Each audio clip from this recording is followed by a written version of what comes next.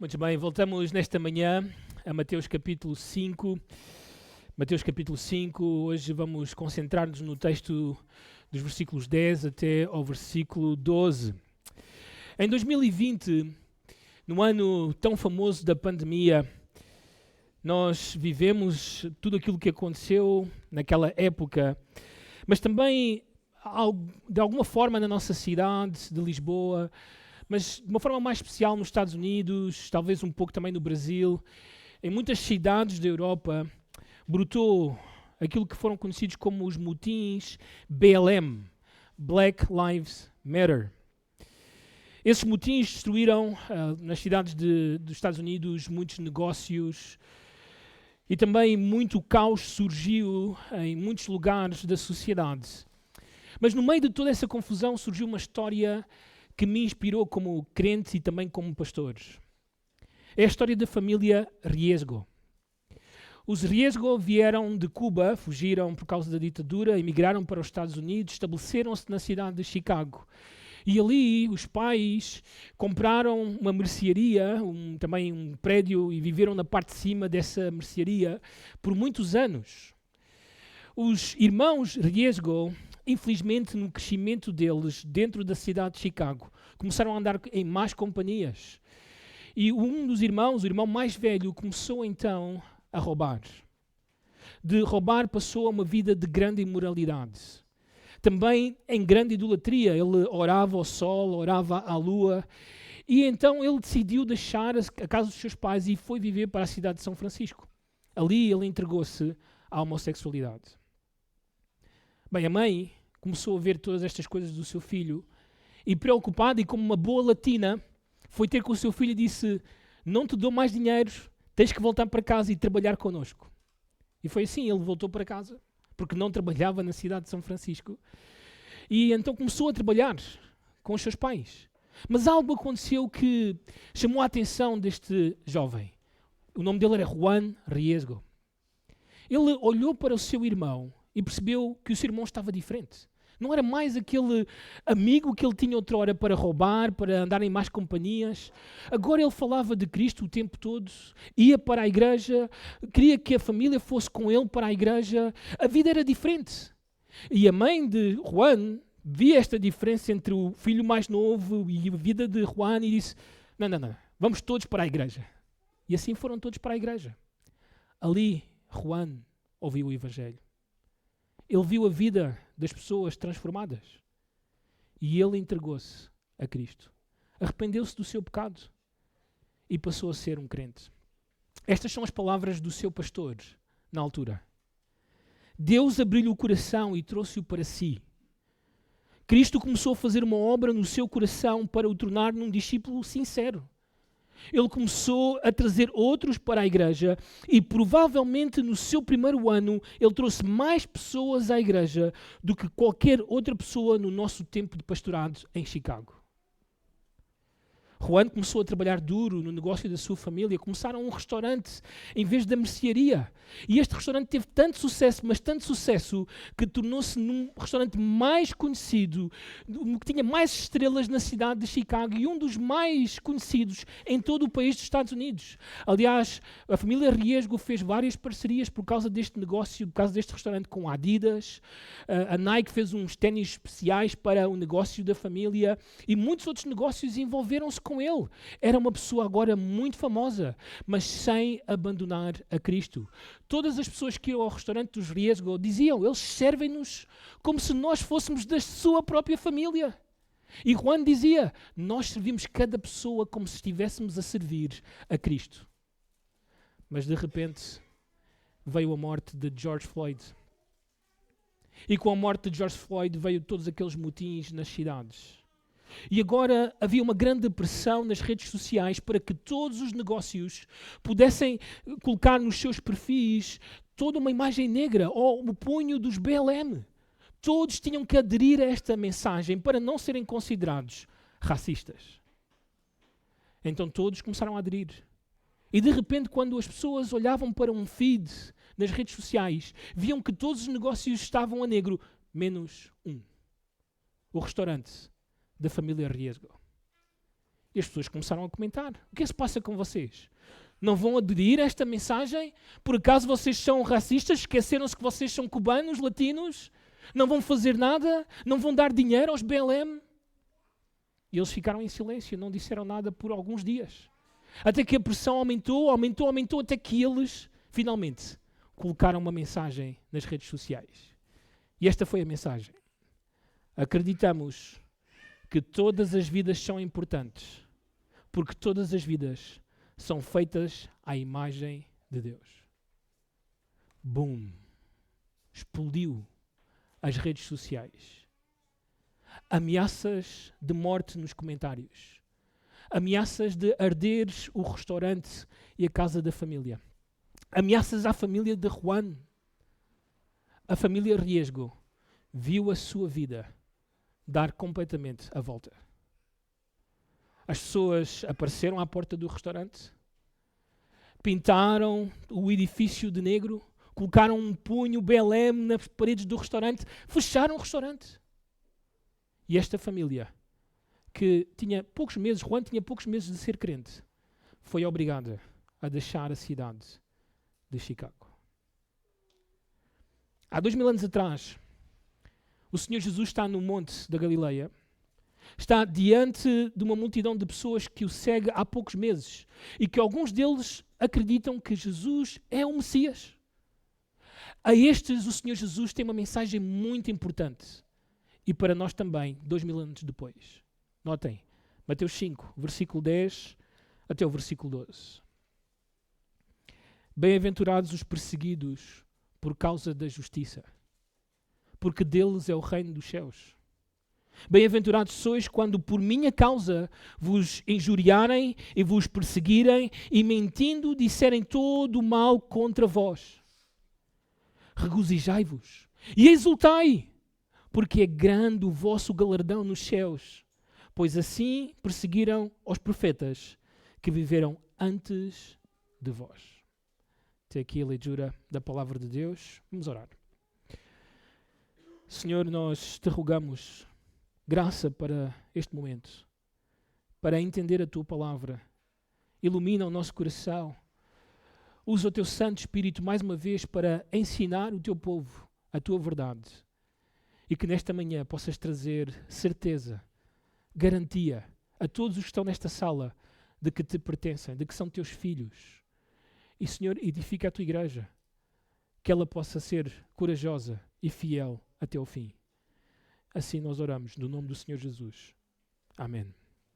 Continuamos a ver nesta manhã as características e privilégios dos cidadãos do reino dos céus, ou reino de Deus. Características e privilégios dos cidadãos do reino de Deus. Já vimos até ao momento 8 características do que significa ser um cidadão dos céus. Hoje chegamos à 9ª. E a nossa 9ª característica é esta: os cidadãos dos céus são perseguidos. Os cidadãos dos céus são perseguidos. Diz o texto de Mateus, capítulo 5, versículo 10. Bem-aventurados os perseguidos.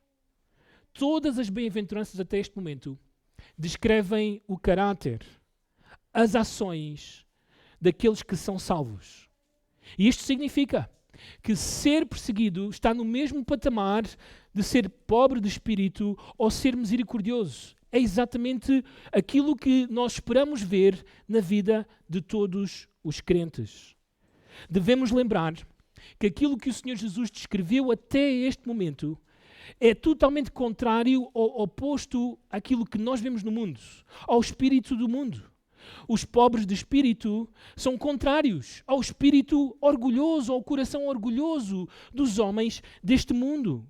Nós também já vimos que aqueles que lamentam pelos seus pecados são contrários ao espírito do mundo, que normalmente não vê que deve chorar pelo seu pecado. Pelo contrário, é um mundo endurecido, indiferente, autossatisfeito, que não leva as coisas de Deus a sério. Um espírito manso e tranquilo é visto como fraqueza ou covardia, ou de forma vulgar como mariquice. A nossa fome de justiça normalmente é vista pelo mundo como uma condenação do estilo de vida deles, do desejo da carne, da lascívia dos olhos, da soberba da vida, que normalmente o mundo pratica e ama. O espírito misericordioso é contrário ao espírito insensível do mundo. E a pureza de coração que nós definimos e vimos que significa dedicação a Deus é contrário à idolatria do mundo. O mundo vive para si mesmo, vive para qualquer coisa, menos para Deus.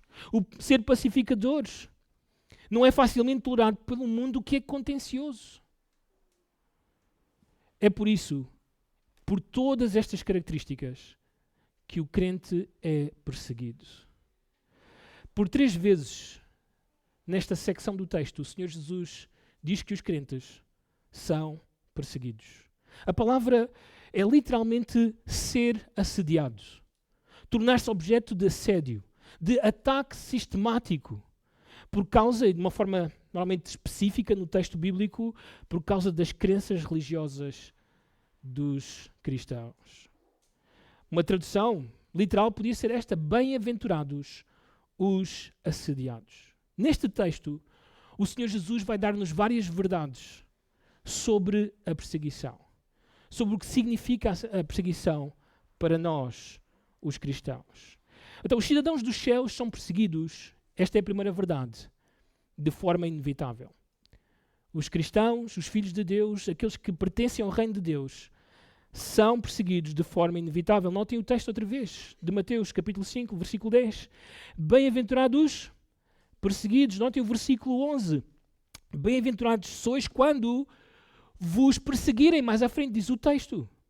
Então esta bem-aventurança assume que a perseguição é uma parte inevitável da vida do cidadão do reino de Deus.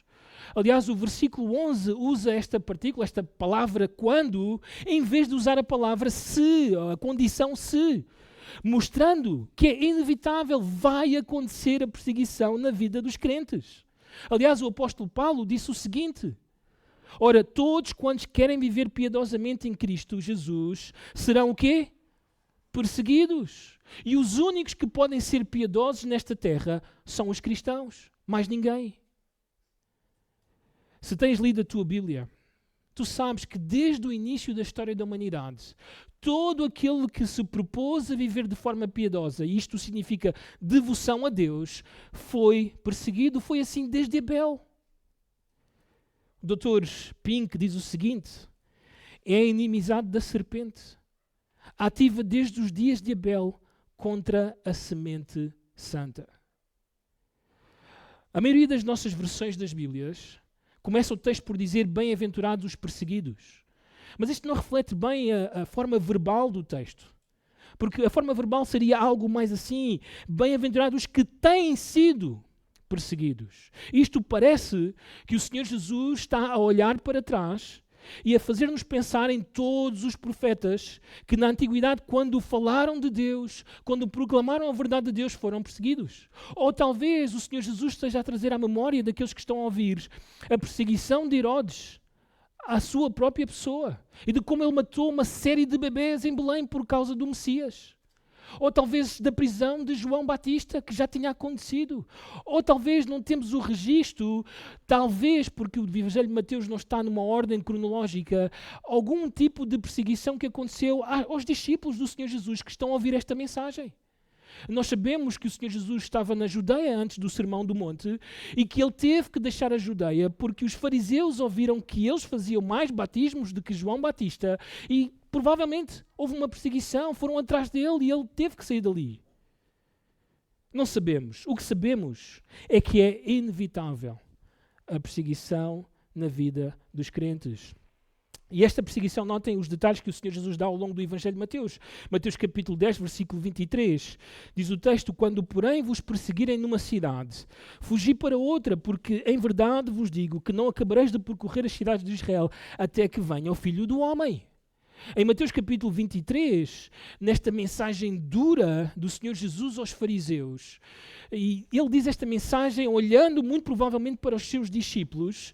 Ele diz o seguinte no capítulo 23, versículo 34: por isso, eis que eu vos envio profetas, sábios e escribas. A uns matareis e crucificareis, a outros açoitareis nas vossas sinagogas e perseguireis de cidade em cidade. Então o Senhor Jesus vai deixando claro aos seus discípulos que a perseguição vem. É inevitável na vida do crente. Esta semana estava à procura de algumas estatísticas sobre perseguição aos cristãos. E li algo que me deixou, vamos dizer assim, espantado. Não estava à espera desta informação, ainda que soubesse algo. Desde o dia de Pentecostes, há 2000 anos atrás, até ao nosso tempo, conta-se que 70 milhões de cristãos foram mortos por causa da sua fé, por causa de Cristo, por causa da justiça. Agora, o que é incrível nesta notícia é que 45 milhões foram mortos somente no século XX e século XXI. Muitos mais mártires nestes últimos 2 séculos do que em toda a história do cristianismo. 2/3. Esta informação é chocante, mas ela é bíblica. Porque notem o que é que o Senhor Jesus disse no seu último sermão de Mateus sobre o final dos tempos, sobre esta era escatológica que está por vir sobre este mundo inteiro, o que espera a todos aqueles que se identificarem com Cristo. Mateus capítulo 24, versículo 9. Então sereis atribulados e vos matarão, sereis odiados de todas as nações por causa do meu nome. E no texto o Senhor Jesus está a falar, obviamente, da tribulação que vem, mas Ele não está só a olhar para Israel, que será, vamos dizer assim, o foco desse tempo. Ele está a olhar para todos aqueles que se irão identificar com a sua mensagem, com o seu evangelho. Serão odiados de todas as nações.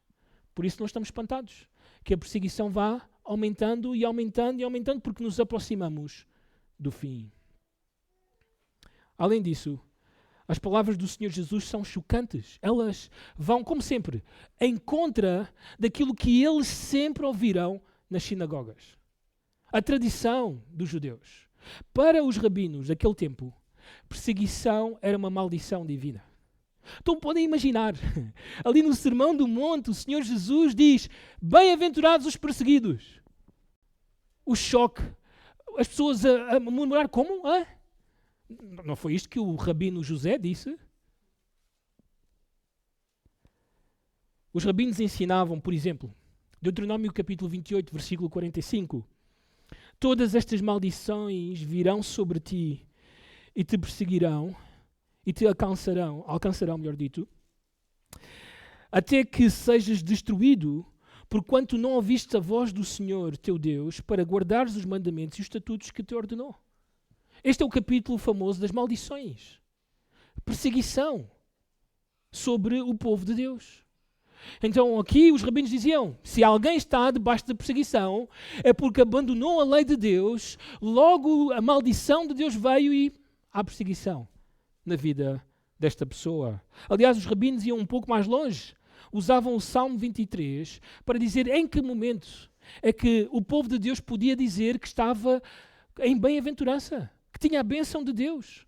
No Salmo 23, o salmista diz que passa pelo vale da sombra da morte. E no final, longe já desse vale, ele diz o seguinte: bondade e misericórdia certamente me seguirão todos os dias da minha vida. Então os rabinos diziam, agora sim, agora depois de ter atravessado o vale da sombra da morte, a maldição de Deus, agora sim, ele tem a bondade e a misericórdia de Deus. Diziam a mesma coisa sobre Jeremias, que canta a Deus depois de ter sido perseguido pelos inimigos de Deus. Mas eu e tu sabemos, os líderes judeus tinham uma perspectiva enviesada das Escrituras. Davi e Jeremias eram benditos do Senhor mesmo quando estavam debaixo da perseguição. Esta profecia de Moisés de Deuteronômio era devido ao pecado da nação de Israel. Se eles desviavam-se da lei de Deus, então eles iriam sofrer perseguição. Para eles, sim, era uma evidência da maldição de Deus, porque estavam longe, estavam debaixo do Império Romano, por causa disso, porque abandonaram a lei de Deus. Mas não era o caso de Davi e Jeremias. Eles eram perseguidos porque eram piedosos. Por isso, irmãos, não devemos estar surpreendidos quando somos perseguidos. é parte da vida cristã. Toda a perseguição, por mais dolorosa que seja, segundo o Senhor Jesus Cristo, é uma bênção. É uma bênção. Eu sei que estas são palavras ousadas, mas são verdadeiras. Bem, deixa-me dar algumas razões. A primeira delas, isto é mera observação. Quando eu e tu somos perseguidos, nós nos aproximamos mais de Deus. Nós lemos mais a Bíblia. Nós vamos mais à igreja. Nós vamos ao culto de oração. Nós oramos mais, dobramos os nossos joelhos, queremos a ajuda de Deus, a graça de Deus, porque estamos aflitos. A perseguição contribui para o crescimento espiritual da igreja. Na história da igreja, quando a igreja foi mais fervorosa, quando a igreja foi mais devota a Deus, foi quando ela estava debaixo de perseguição. Quando ela estava sossegada, em paz no mundo, foi quando ela se relaxou. E deixou de fazer aquilo que tem que fazer e distraiu-se com as coisas deste mundo. Cuidado. Cuidado. Não é o desejo de ninguém estar debaixo da perseguição, mas se isso contribui para que eu e tu sejamos mais devotos a Deus, que assim seja, porque é uma bênção estar perto do Senhor e estar dentro da sua vontade. Não somente isso. A perseguição, normalmente, faz com que o povo de Deus peque menos em certas áreas da vida. Coisas que tendemos a cometer quando estamos em paz, sossegados. Deixamos de o fazer, concentramos-nos em Deus, na sua vontade, procuramos santidade. Mas não somente isso, a perseguição é um momento ideal para glorificar a Deus. É um chamado a todo o crente a ser constante, corajoso, fiel e santo. Por isso, não murmures, não te queixes, porque bem-aventurados são os perseguidos, ou os que têm sido perseguidos. A segunda verdade, os cidadãos dos céus são perseguidos por causa da justiça. Por causa da justiça. Diz o texto, bem-aventurados os perseguidos por causa da justiça. Então isto significa que nem todos os que são perseguidos neste mundo são bem-aventurados. Eu e tu sabemos que há uma grande perseguição no mundo árabe, em muitos dos países de África, ao cristianismo. Mas deixem-me dizer-vos que muitos daqueles que estão nestes países, que se identificam como cristãos, não são bem-aventurados. Muitos dos que vão à igreja, muitos daqueles que de alguma forma se identificam com a religião católica romana ou protestante, seja qual for, que não é, ou que é contrária àquela que o país tem como oficial, não significa que eles são bem-aventurados. Bem-aventurados são aqueles que vivem em justiça. Que vivem em justiça. É interessante as traduções que nós podíamos ter neste texto. Pesquisei algumas um pouco mais modernas. E isto é o que nós vemos no texto. Felizes são aqueles que são perseguidos por fazerem a vontade de Deus. É isto que significa justiça. Por procurarem que se cumpra a vontade de Deus. Por serem justos. Então esta retidão que os crentes devem ter, em outras palavras, tudo aquilo que o Senhor já descreveu no Sermão do Monte, que os crentes devem viver, normalmente suscita ressentimentos, inspira maldade daqueles que não conhecem a Deus. Notem em 1 Pedro, capítulo 3, versículo 14, uma carta escrita para os irmãos que estão debaixo da perseguição.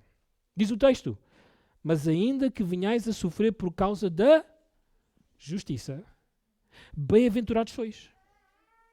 Não vos amedronteis, portanto, com as suas ameaças, nem fiqueis alarmados. E é interessante porque Pedro, na mesma carta, apresenta as razões pelas quais estes irmãos estavam em sofrimento. Não era somente por causa da pregação do Evangelho, ainda que também isso está relacionado, mas era por causa da vida deles. Notem, capítulo 4, versículo 3 e 4. Diz o texto, porque basta o tempo decorrido para terdes executado a vontade dos gentios, tendo andado em dissoluções, concupiscências, borracheiras, orgias, bebedices e em detestáveis idolatrias. Esta era a nossa vida passada. Mas agora eu e tu somos crentes, agora já temos uma nova vida. Notem o que é que acontece. Por não concorrermos com eles, por não fazermos o que eles fazem. Por isso, difamando-vos, estranham que não concorreis com eles ao mesmo excesso de devassidão. Provavelmente deves-te lembrar quando estavas na tua escola, quando decidiste no teu coração, eu vou viver o que Cristo quer. Eu quero fazer a vontade de Deus. E os teus colegas vinham e pressionavam-te, vamos para ali, vamos para lá, vamos fazer isto e aquilo, e estavas pressionado. Essa é a pressão, essa é a perseguição, esse é o assédio.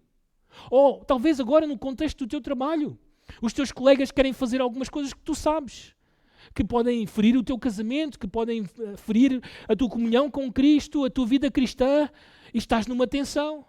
Era isto que estes irmãos estavam a viver.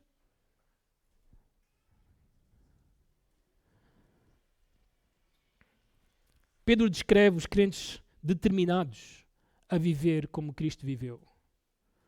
E o mundo fica surpreendido, porque os justos não mergulham com eles no mar da vida pecaminosa. Os seguidores de Jesus, prestem atenção, lutam pela pureza sexual. Os seguidores do Senhor Jesus insistem em honestidade absoluta. Os seguidores do Senhor Jesus praticam o autocontrole. O mundo está ao contrário. A sua sexualidade é solta. São desonestos. Vivem sem controlo. E por isso, quando vem alguém viver o contrário, eles pensam, estão a condenar-me. Sentem-se condenados. A consciência mexe com eles. E em vez de perguntarem, porquê que és assim? Ajuda-me a ser assim. A maioria deles irá difamar-te, perseguir-te, chamar-te a conformar-te com eles. E se te recusares, eles vão ridicularizar-te diante de todos. E alguns chegam até medidas muito mais drásticas.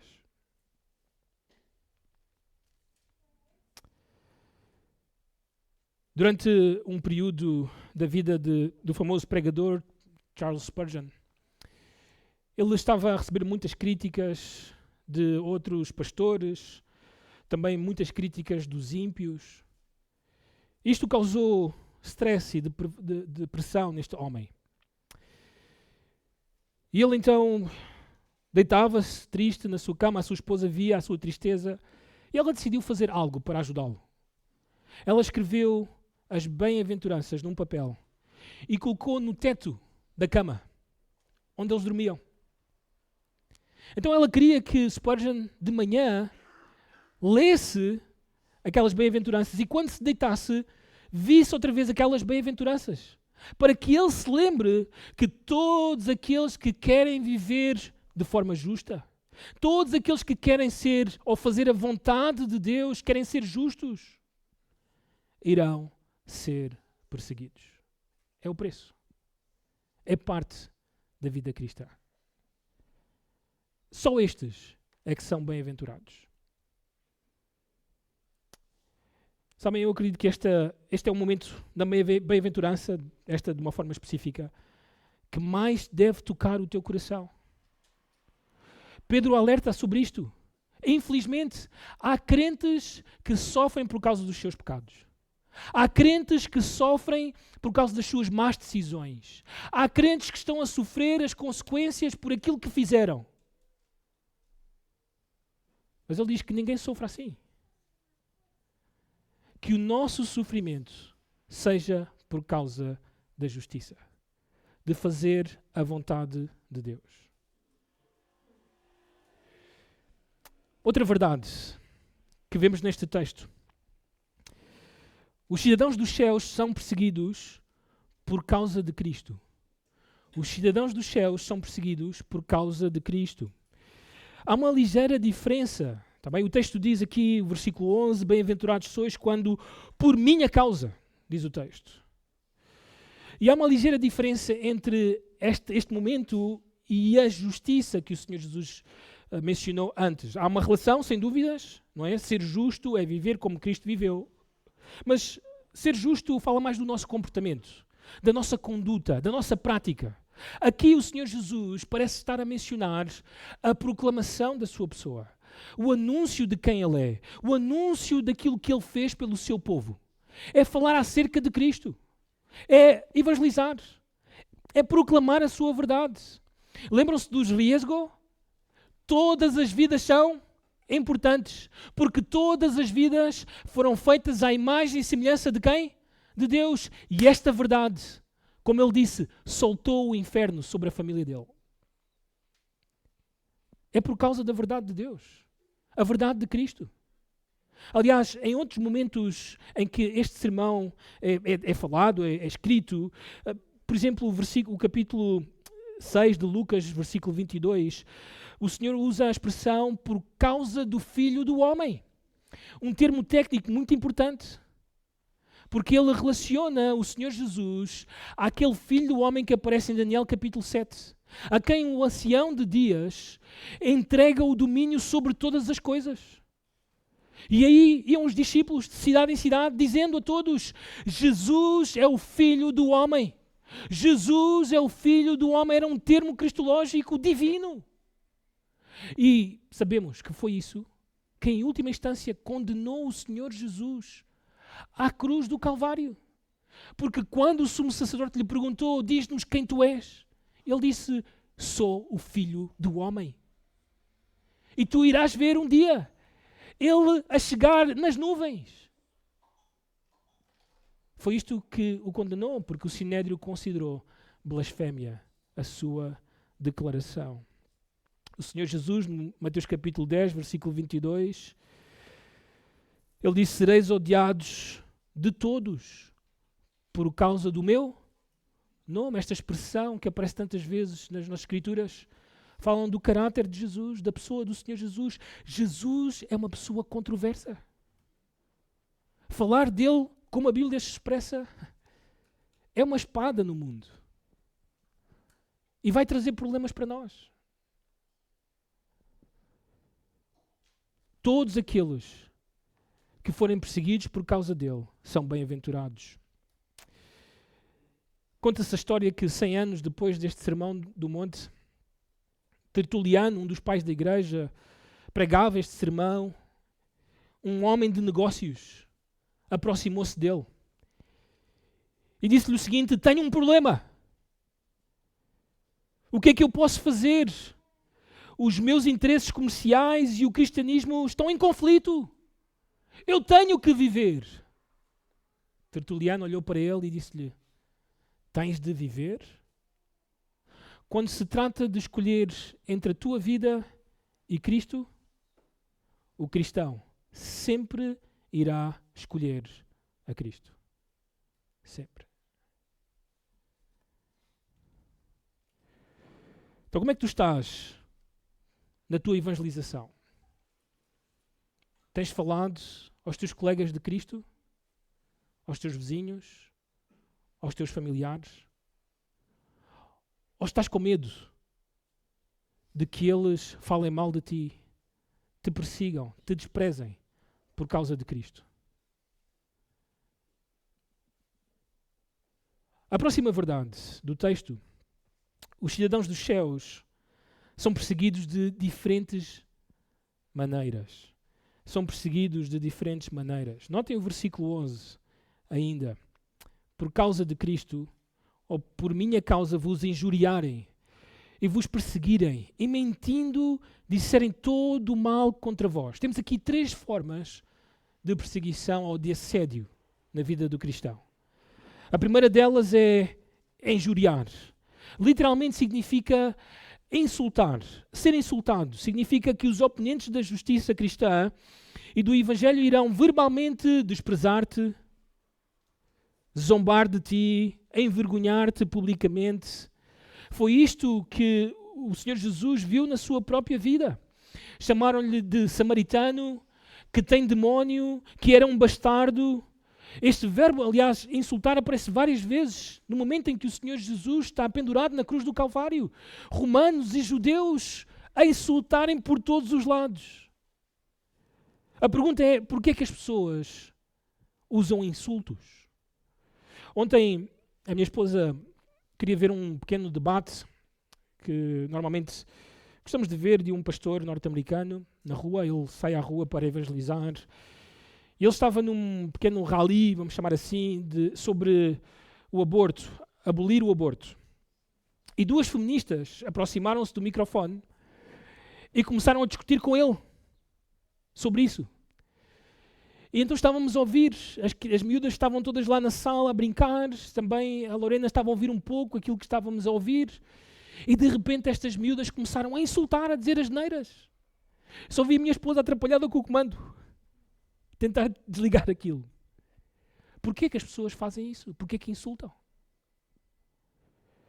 Bem, é a maneira mais fácil de desqualificar-te, de desacreditar-te diante do mundo, para que ninguém preste atenção ao que estás a dizer. Na verdade, o insulto é aquele escudo básico. As pessoas chamam-te fanático, ignorante, antiquado, santinho, hipócrita. E com todos esses rótulos, o mundo descarta os discípulos de Jesus e a seriedade da mensagem. Este é o objetivo. É a prática do caluniador, do próprio diabo. Mas não somente isso, o texto também diz que nós seremos perseguidos. Aqui o Senhor Jesus não entra em detalhes, não nos explica exatamente o que é que significa, mas quando vamos ao capítulo 10, ao segundo sermão do Senhor, e deste lado já de uma forma específica aos discípulos, ele diz algumas formas de perseguição. Notem, ódio, acusações nos tribunais, açoites, morte. Foi isto que o Senhor Jesus disse que os discípulos podiam esperar por causa do Evangelho. Em Hebreus capítulo 10, o autor está a tentar com que os cristãos não abandonem a fé, não voltem para trás para o judaísmo, e diz-lhes, é verdade, por causa da fé, alguns foram presos, alguns passaram vergonha pública, e alguns foram mortos. Alguns perderam todos os seus bens materiais por causa do Evangelho. Nós sabemos de muitos escritos da história da Igreja que os cristãos foram ou sofreram ostracismo social, perda de emprego, ruptura de relações familiares e sociais. Este é o tipo de perseguição por causa da justiça e por causa de Cristo. Mas também diz o texto que eles irão mentir, vão dizer todo o mal contra nós. É isto que podemos esperar. É outra forma de perseguição e destruição da reputação dos crentes. Através das calúnias, difamações, mentiras. O Senhor Jesus, quando está na planície e prega ali a outra multidão, no capítulo 6, versículo 22, usa esta expressão interessante, diz, rejeitarem o vosso nome como indigno. Seremos tidos como indignos. Eu sei que é doloroso, muitos de nós temos sofrido calúnias, difamações, e é doloroso quando isso acontece, sermos conhecidos de forma injusta, mas isto é a experiência normal dos cristãos. É o que devemos esperar por andar como Cristo andou e por falar de Cristo a este mundo. Foi a experiência do próprio Senhor. Foi o que Ele viveu estando na terra. Algumas das coisas, só para mencionar-vos, que os cristãos sofreram, principalmente nos primeiros séculos do cristianismo, eram conhecidos por serem canibais. Isto por causa da ceia do Senhor. Tomavam a ceia, o cálice significava o sangue de Jesus, o pão, a carne ou o corpo do Senhor Jesus, e então eles diziam, são canibais. Estão a comer o corpo do Messias deles. Também eram conhecidos como por prática do incesto. Porque muitas vezes conheciam casais que se tratavam como irmão e irmã. O meu irmão, a minha irmã. e não como esposo ou esposa. Então eles diziam, incesto, só pode ser incesto isto, por serem imorais. Também eram conhecidos como aqueles que se rebelavam contra a autoridade da família. Naquele tempo, era muito normal quando algum jovem que queria aderir a algum tipo de religião, pedir autorização ao chefe de família. Mas estes ouviam o Evangelho, convertiam-se, porque nós sabemos que é uma experiência sobrenatural, convertiam-se sem perguntar nada ao chefe de família. E por causa disso, eram conhecidos como rebeldes. Nós sabemos que Nero aproveitou-se dessas calúnias e acusou os cristãos do grande incêndio de Roma. Então a difamação, o insulto, a calúnia, a perseguição andam de mãos dadas. Por isso o Senhor Jesus colocou-as todas juntas. Então a pergunta para nós é, estamos preparados para sofrer desta forma? Estás ciente do tipo de ataques que a tua vida pode sofrer por causa de Cristo? Estás disposto a fazer ainda assim a vontade de Deus e a falar dele? Outra verdade que encontramos neste texto é que os cidadãos dos céus são perseguidos tendo uma atitude piedosa. São perseguidos tendo uma atitude piedosa. Diz o versículo 12, notem. Regozijai-vos e exultai. Parece quase irónico. Nós vamos ser perseguidos, vão nos insultar, vão bater-nos, vamos ser desprezados, colocados à parte da sociedade. E quando isso acontecer, alegrem-se. Não somente alegrem-se, exultem. O regozijar-se deste texto significa simplesmente viver a alegria que eu e tu agora temos como parte do fruto do Espírito. Temos o Espírito e o fruto do Espírito é também alegria. Então o Senhor está a chamar os cristãos a viver aquilo que já têm. Mas não somente isso. Quando usa a expressão exultem, é interessante porque fala de pular de alegria, saltar de alegria, ter grande entusiasmo quando isso acontecer. Como é que é possível ter toda essa alegria, todo esse entusiasmo quando eu e tu experimentamos sofrimento, perseguição por causa de Cristo? Bem, eu e tu temos vários exemplos nas Escrituras sobre esta alegria. Aliás, o texto das bem-aventuranças, o verbo que é usado, os verbos que são usados, regozijai-vos e exultai, estão no modo contínuo. Significa que esta é uma alegria constante, contínua. Não pode parar. Por isso o apóstolo Paulo, na sua primeira carta aos Tessalonicenses, diz-lhes também a eles que estão debaixo da tribulação, regozijai-vos sempre. O apóstolo Paulo, na carta aos Filipenses, estando na prisão, diz aos irmãos de Filipos, alegrai-vos no Senhor, outra vez digo, o quê? Alegrai-vos. Significa que parece ser possível alegrar-se em todo o tempo, seja qual for a situação. Bem, o apóstolo Paulo, vamos começar por ele. Lembram-se quando ele entrou na cidade de Filipos? Pregou o Evangelho, Lídia e a sua família se converteram. Mas havia uma jovem que ia sempre atrás dele e de Silas, dizendo, estes homens são homens de Deus. E então Paulo, cansado daquilo, expulsou o demónio desta jovem. E os proprietários dela ficaram raivosos. Então arrastaram Paulo e Silas pela cidade. Levaram-nos até à praça. E ali na praça fustigaram-nos com açoites e puseram-nos na prisão. Lá pela meia-noite, diz o texto, cheios de dores. Assim como nós, homens, quando vamos jogar futebol, estamos cheios de dores. Mas nós, ao contrário deles, dizemos, esposa, não consigo. Não consigo subir, não dá. Nós, ao contrário deles, eles estavam a cantar e a orar. Cantavam a Deus. Alegravam-se.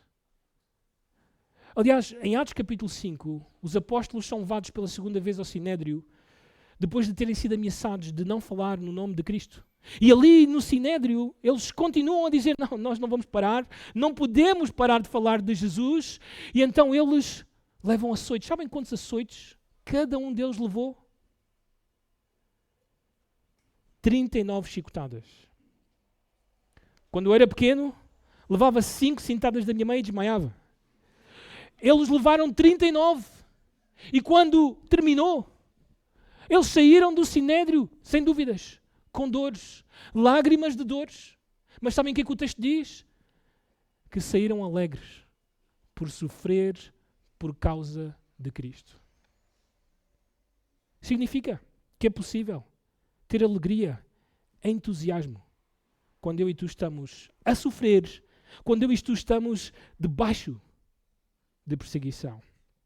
Talvez uma das histórias, só para agrandar ainda um pouco mais na tua mente a imagem da alegria no meio da dor, é a história do autor do hino Sou Feliz. Aliás, os irmãos aqui sabem que no dia em que o Senhor decidir levar a minha alma para o céu, no funeral, todos têm que cantar esse hino. Quem não cantar, eu volto. É bíblico, eu volto. Sabem, o autor desse hino chama-se Horácio Spafford. Este homem era um presbiteriano, muito piedoso, servo de Deus, mas também um empresário bem-sucedido na cidade de Chicago. Era casado, tinha 4 filhas e um filho. Mas no ano 1871, um grande incêndio veio sobre a cidade de Chicago e destruiu todo o seu investimento. Todo. Perderam tudo. 2 anos, ou melhor dito, no mesmo ano, o seu pequeno filho de 2 anos morreu. 2 anos depois, ele que era um advogado, viu o seu negócio piorar. Então ele decidiu, vamos para a Europa, vamos para Londres. E enviou a sua família, a sua esposa e as suas 4 filhas nesta viagem de barco. Ele ficou a terminar algumas coisas e iria ter com elas. Mas nesta viagem o barco delas embateu. Noutro barco houve um naufrágio e as 4 filhas morreram. Só a sua esposa escapou. Estando na Europa, ela enviou um telegrama dizendo: salva, mas sozinha. Alguns dias depois, Horácio entrou também no barco. Viajou e, estando já no meio do oceano, disseram-lhe: foi aqui que as tuas filhas morreram. E ali, naquele lugar, pegou num papel, num lápis, e escreveu o hino: Sou feliz. Estas são as palavras. Se paz a mais doce me deres gozar, se dor a mais forte sofrer, ou seja o que for que tu me fazes saber, que feliz com Jesus sempre sou. É possível. É possível alegria, entusiasmo, quando eu e tu estamos a sofrer. Então, como é que tu ficas quando estás debaixo de sofrimento, de perseguição, de dor? Tens tido alegria? Tens tido entusiasmo em continuar a servir a Cristo? Tens tido gozo quando estás com a tua família, mesmo que parte dela despreza a Cristo? Tens alegria no teu trabalho, mesmo quando sabes que os teus colegas desprezam a mensagem e desprezam o teu cristianismo? Mais uma característica, ou uma verdade, melhor dito, neste texto. Os cidadãos dos céus são perseguidos na companhia dos profetas. São perseguidos na companhia dos profetas. Diz o texto, versículo 12, pois assim, afinal do versículo 12, pois assim perseguiram os profetas que viveram antes de vós. Isto é incrível. Isto é literalmente o Senhor Jesus a colocar as nossas vidas no mesmo patamar que a vida dos profetas. Eu e tu sabemos pelas Escrituras, Moisés foi insultado pelo seu povo várias vezes. Samuel foi rejeitado. As pessoas da sua geração disseram: não te queremos, tu estás muito velho, dá-nos um rei. Elias foi desprezado também pela sua geração. Tu és o perturbador de Israel. E por causa disso ele foi perseguido por Jezabel. Micaías era odiado. Este nunca diz o que é bom de mim. Neemias foi oprimido e difamado. João Batista estava na prisão no momento deste sermão. e o próprio Salvador, a fiel testemunha de Deus, foi morto pelo povo a quem ministrou. Jesus, várias vezes no Evangelho de Mateus, afirmou que seremos perseguidos como os profetas foram.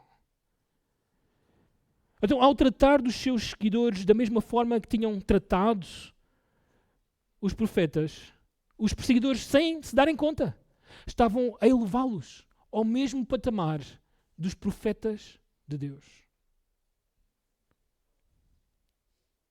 Os profetas são os homens mais especiais que existem. Não é o Batman ou o Super-Homem. São estes homens de Deus que deram a sua vida por Deus e a sua mensagem. Eram tidos como modelos de fidelidade, de justiça. Eram judeus fiéis por excelência. E agora, o Senhor Jesus coloca os bem-aventurados no mesmo patamar dos seus profetas. Todos nós vimos estas notícias neste mês, embora isto tenha acontecido em fevereiro. 70 cristãos no Congo foram decapitados por muçulmanos. Eles estavam numa aldeia que foi invadida por muçulmanos, pegaram em 70 deles, levaram para uma outra aldeia, fizeram-nos entrar numa igreja e ali dentro, se te mantens fiel a Cristo, vais morrer. Eu não nego a Cristo, decapitado. 70. Todos estes que morreram por causa da sua fé, todos eles são como os profetas de Deus na antiguidade. Estão no mesmo patamar diante de Deus. São grandes homens de Deus.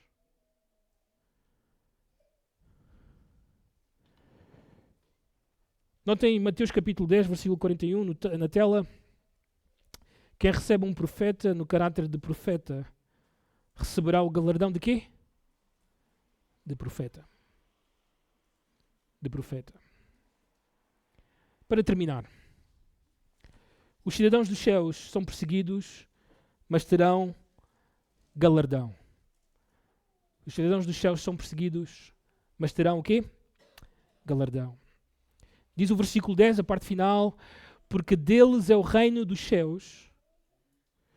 E o versículo 12 também menciona porque é grande o vosso galardão nos céus. Está bem? Duas promessas nesta bem-aventurança, ou duas garantias, privilégios, neste pedaço do Sermão do Monte. Primeiro deles, porque deles é o reino dos céus, é interessante porque o pronome deles aparece no início deste texto. Ao contrário do início das bem-aventuranças, onde esta promessa também é feita, aqui o texto começa literalmente com deles. Sim, dos bem-aventurados por causa da perseguição, por causa da justiça, por causa de Cristo. Sim, deles é o reino dos céus. Para deixar garantido a todos que estes que agora sofrem neste mundo por causa da justiça, por causa de Cristo, serão exaltados quando Cristo estabelecer o seu reino aqui. Hoje, nós olhamos para a televisão e vemos todos aqueles homens na televisão exaltados por este mundo. Mas atenção, irmãos, que sofremos por causa da justiça e por causa de Cristo. Vem o dia onde eu e tu seremos os que estamos na televisão, como aqueles que estão exaltados pelo próprio Cristo. Nós seremos os reis e sacerdotes neste mundo para chamar todas as nações a adorar o único Rei de Reis, Senhor de Senhores, Jesus Cristo. É isto que espera a todos aqueles que agora, no presente tempo, sofrem por causa do Senhor. Mas não somente isso. Grande é o vosso galardão nos céus. Não sabemos exatamente que galardão é este. A Bíblia fala acerca de galardões, de coroas, recompensas, mas não nos especifica o que é exatamente. Mas essa não é exatamente a pergunta que temos que fazer. A pergunta é, porquê é que eu e tu teremos uma recompensa tão grande? Bem, em primeiro lugar, o peso dessa recompensa é para fazer-te esquecer a dor, o sofrimento, a perseguição que sofreste por causa de Cristo aqui será tão grande, mas tão grande, tão excelente, que irá apagar da tua mente toda aquela tristeza, toda aquela dor que enfrentaste por causa do Senhor. Mas ao mesmo tempo, terás na tua mão algo que irá servir para algo muito importante. Lembram-se no início do Evangelho de Mateus? Uns magos vieram do Oriente à procura de alguém, lembram-se? Do recém-nascido rei dos judeus. E eles foram conduzidos pela estrela a chegar à cidade de Belém, ou à aldeia de Belém, e ali viram que a estrela parou em cima da casa onde estava o menino. Eles entraram por aquela casa e eles fizeram algo que eu e tu iremos fazer quando recebermos a recompensa de Deus. Lembram-se o que é que eles fizeram? Se prostraram e com os seus tesouros adoraram o Rei de Reis. É isto. Sofre agora. Padece um pouco agora. Porque em breve o Senhor vai dar-te nas tuas mãos algo tão grande e tão tremendo que irá servir para adorar o Senhor. Para a sua adoração, para a sua glória. Ai daquele. Ai daquele, ai daquela. Que não tem nada nas suas mãos. Que não tem nada para adorar. Aliás, é impossível que isso aconteça porque todos aqueles que são crentes, todos aqueles que são filhos de Deus, são perseguidos. É parte da sua vida. E por isso terão grande recompensa. E por isso podem adorar a Deus. Mas não sei se é o caso de todos nesta sala, nesta manhã. Não sei se todos aqui têm nas suas mãos, por causa da perseguição que sofrem, uma grande recompensa para adorarem o Senhor. Por isso há só uma coisa que podes fazer. Arrepende-te do teu pecado e crê no Senhor Jesus, que morreu na cruz do Calvário, sendo Ele próprio justo, mas carregou o teu pecado, o meu pecado, pagou o preço, a ira de Deus veio sobre Ele, Ele morreu naquela cruz, foi sepultado e ressuscitou ao terceiro dia. Todo aquele que crê nesta mensagem, diz a palavra de Deus, passa a ser bem-aventurado, passa a ser perseguido e recebe grande recompensa nas suas mãos, para que quando o Senhor volte, eu e tu tenhamos tanta coisa nas mãos para adorá-lo, para prostrar-nos diante dele e dizer, eis aqui tudo isto para a tua glória. É assim contigo? Bem, é assim com a família Riesgo. Um ano depois de tudo o que aconteceu, depois de estarem em Dallas refugiados por causa da justiça e por causa de Cristo, eles voltaram a Chicago. Tentaram retomar a vida deles, mas nunca mais aquele restaurante levantou-se. Perderam o negócio. Mas os Riesgo não perderam a alegria. Permaneceram fiéis a Cristo. Continuaram a evangelizar. Aliás, Juan é um evangelista por natureza. Se vires o documentário que eu vou deixar no grupo sobre esta história, tu irás ver que ele vai à rua e ele evangeliza as pessoas na rua. Pega no microfone e fala de Cristo, fala da sua vida antes de Cristo e o que Cristo fez na vida dele e como Cristo pode fazer algo também na vida dos outros. De tal forma que hoje este homem tem um ministério. Já não tem mais um negócio. Vive de forma mais ajustada do que antes. Mas agora tem um ministério. Vai para a frente das clínicas de aborto e ali ele chama a todos aqueles que se aproximam, maior parte de mulheres, que querem abortar os seus bebés, para que venham ouvir a palavra de Cristo, para que se arrependam, creiam nele. E tem este ministério até agora e vive disso, para a glória de Deus. Quando o Senhor voltar, grande será a recompensa desta família. Desprezados pelo mundo, mas grandes no reino de Deus. Vamos orar?